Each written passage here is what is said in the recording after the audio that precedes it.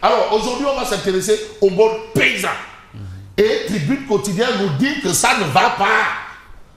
Qu'est-ce qui se passe? Et pourtant, les gens ont annoncé une bonne production. Oui. Malheureusement, la situation est carabinée. Parce que les paysans ne sont pas contents. Et pourquoi? Ni paysans, ni producteurs, ni exportateurs. C'est-à-dire les acteurs autour de l'arachide ne sont pas contents. Ils sont en colère. Ils ne sont pas contents déjà pour le prix au kilogramme. Ça a été fait de façon chamlangan. Pas de conseil interministériel ni rien. Bon, c'est Mabouba. Et Dieu a envoyé Mabouba. La vie de Tchernobyl. As. Mabouba. As. Hein? As. La survie du peuple dépend. Le monde paysan. La souveraineté alimentaire. Mais attends. Ah oui. Comment on va parler de souveraineté alimentaire sans penser aux paysans? Bien sûr. Ou bien qui va apporter la souveraineté alimentaire là? Ou alors c'est la souveraineté alimentaire ou souveraineté alimentaire? On nous a vendu un projet souverainiste. Ouais. Souveraineté alimentaire. Consommer local.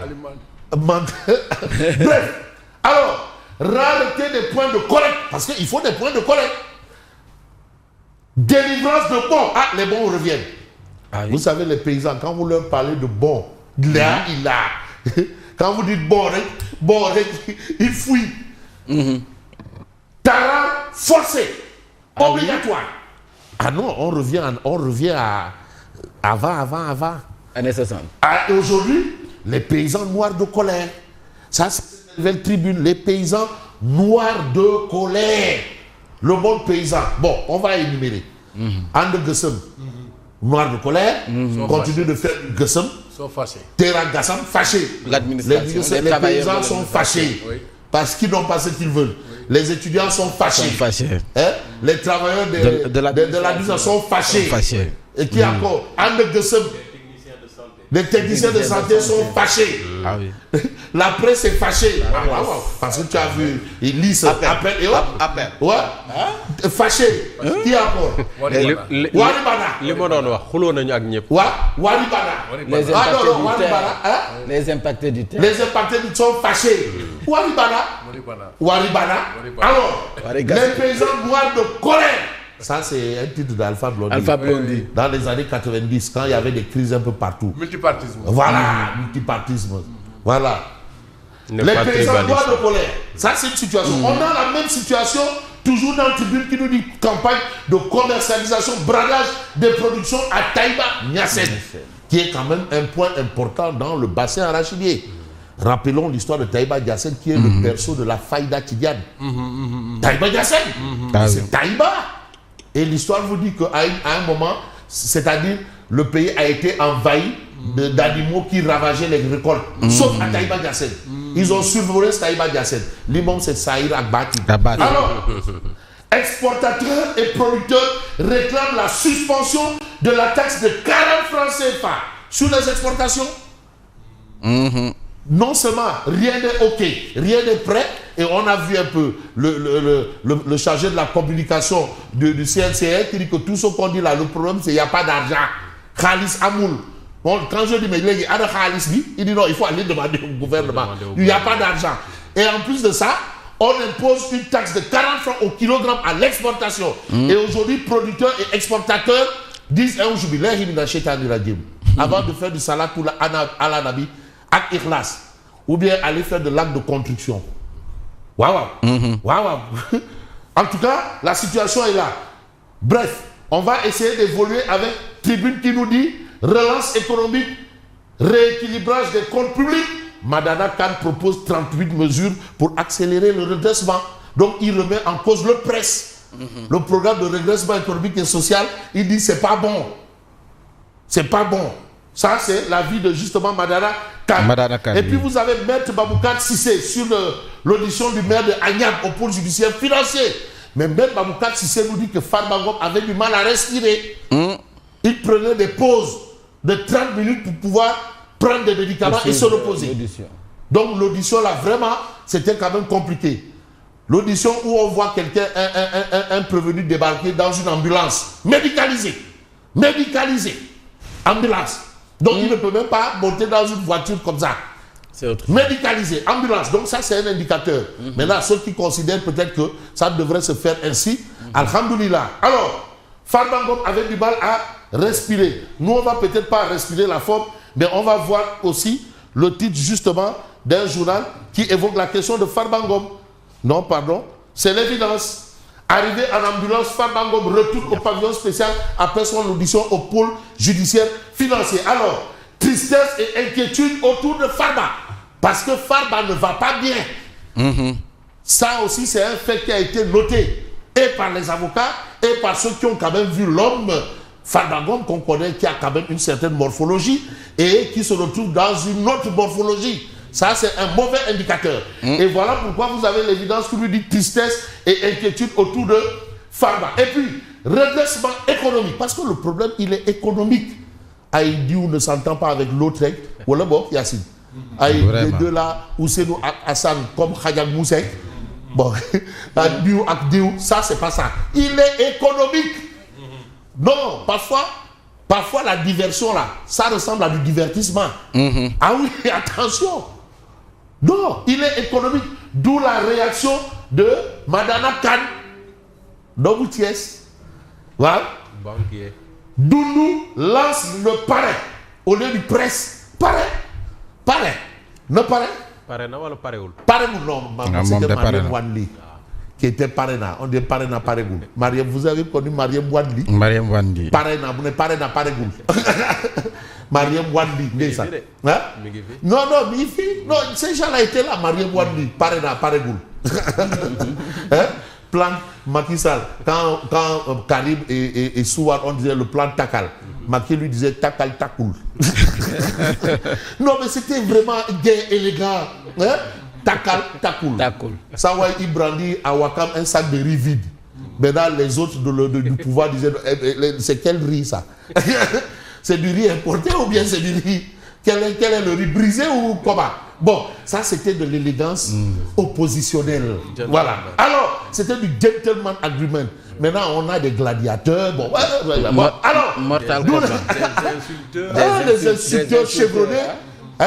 C'est-à-dire des gens qui remettent en cause tout leur processus de socialisation. C'est-à-dire qu'ils remettent en cause les efforts de la famille sur eux, l'investissement. C'est-à-dire tu investis sur ton enfant et après, il finit par être un insulteur. Aujourd'hui, les barbares aux portes de Rome. Les enfants d'écurie. Alors, Doundou lance le parrain et s'oppose au recrutement de 500 enseignants. Ça, c'est l'actualité justement qu'on a dans l'évidence quotidienne. Mais de toute évidence, vous avez source A qui nous parle de leader du mouvement politique Doundou, Madana Khan, qui enterre le programme de redressement économique et social pressé. Comme du citron ou je ne sais pas. De première classe. Voilà, première classe, c'est-à-dire rapidement. Première classe, sans messe de requiem. Bon, ça aussi, on va essayer de voir. S'il y a peut-être prière mortuaire, est-ce que c'est avec prière mortuaire ou messe de requiem ou pas? Parce qu'il y a des enterrements sans messe de requiem ni prière mortuaire. Hein. Il y en a, hein? Bon, moi je préfère sans messe de requiem, sans prière mortuaire. Alors, Madana Khan enterre le presse de Sonko et Diomaye puis lance le programme accéléré de redressement économique, diagnostic implacable et 20 mesures urgentes. Rapide. Non, affaire de kham-kham-leur. C'est un banquier. Moi, tu sais, moi, Madana était un banquier. Mais j'ai vu un député. Mais vous, est-ce que vous vous rendez compte qui demande au ministre de la Communication de virer le président du CDA. Je dis, hein? Heureusement que le président de la commission des lois a repris le ballon. C'est pas ça. Mais attends, un député. Le président du CDA nommé par le chef de l'État. Le chef de l'État. Ministre par décret pour un mandat de 5 ans. Avant qu'on dissoute le CDA, on recrée autre chose. Député là. Député Bobou. Mais Fabrice, c'est normal, elle ignore l'esprit qui avait prévalu. Ouais. Le préalablement à la création du CNRA. Dès ça. En 92, quoi. Non, L'ancêtre du CNRA. non, c'est-à-dire Thierno Mac, tu es trop gentil. Oui. En fait, tu veux dire que le Wadi Khamoul Dara. Non, c'est ça. C'est ça. Waxal rek Khamoul Dara. Le mot, c'est ça. Li nga bëgg expliquer qui Khamoul tous. Qu'est-ce qu'il a contre le grand là? Non, mais tu sais qu'est-ce qu'il a contre lui? Voilà, qui Khamoul Mamadou Mandiaye. Monde. Il faut aller demander. Il fait partie des quatre mousquetaires. Monde Mamadou Mandiaye. Il faut te demander à Maître Ousmane Ngom qui est Mamadou Mandiaye. Il m'a une fois raconté un de ses face-à-face avec un juge. Ouais. Mais c'était sublime. Non, il faut demander. Va demander à Maître Ousmane Ngom. Xeex bëccëgu bët ndaan tàmm castor. Xeex. Grand fan ju suñu xaalis waaye. Bon. Dem sesti dem ba deuxième année mun a yow fii vous ne nous appelez rien waaye. Génn. Ah bon? Waaye yow moon. Lia Ida. C'est révolutionnaire. Dis le marabout de Diou, le pire des marabouts. Bon, non, attention, monde. Le crépuscule des crapules. Il a eu plusieurs procès. Oh, le crépuscule des crapules. Alors, justice et responsabilité. Farmangom, la raison humanitaire face à l'épreuve judiciaire. Ça, c'est en relief. Il y a quand même une raison humanitaire. Mais la justice n'est pas là pour faire du mal. Mais il y a quand même une notion humanitaire. Mais vous avez ici aussi en relief arachide, crise à Taïba Niassène. Donc il y a une crise de l'arachide. Il faut considérer ça ainsi. À Taïba Niassène, la taxe de 40 francs CFA étouffe le marché, producteurs et exportateurs montent au créneau. Ça, c'est l'actualité que nous avons. Mais on a aussi le témoin quotidien, justement. On a parlé de Mamadou Mandiaye, affaire Madiamba Ndiaye et Doro Gueye. Pique et repique entre Dakar et Paris.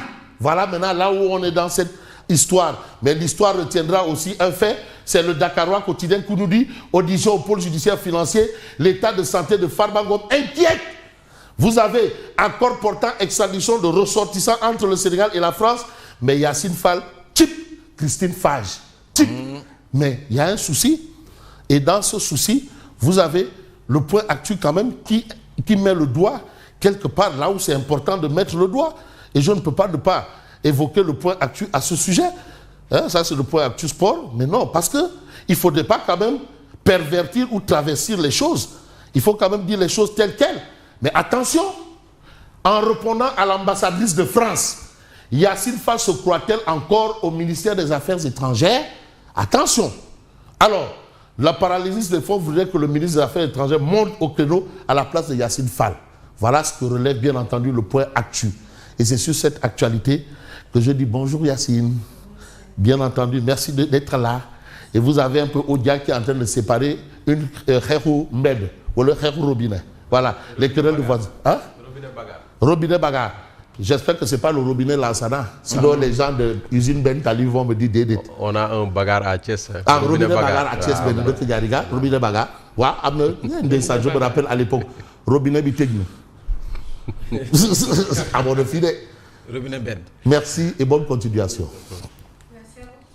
Merci à tous et bonjour.